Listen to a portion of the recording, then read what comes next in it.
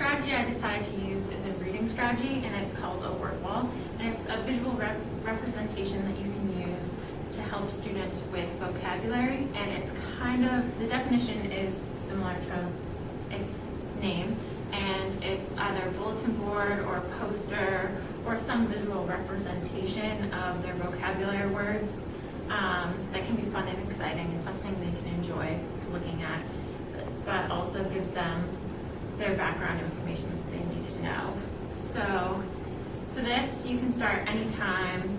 Just, make sure you introduce it to your students and say, this is what we're doing. This is a tool to help you remember key terms and vocabulary, and then kind of go into your unit that you're going to teach with the vocabulary you use.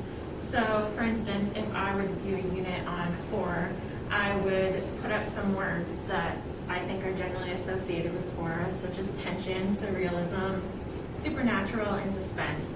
And then I would have the students find definitions for these words. They would either do this in small groups, individually, or as a whole classroom.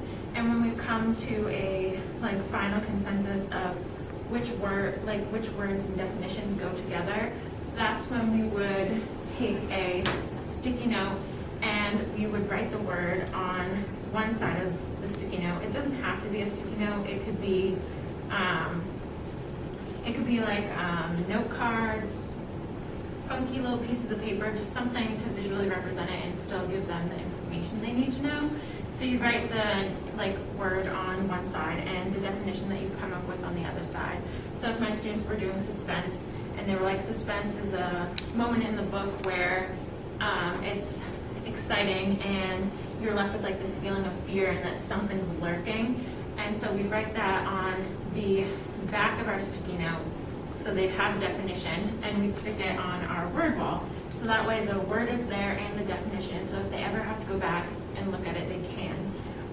One suggestion is to make sure that your visual representation is something that can be removed from the board.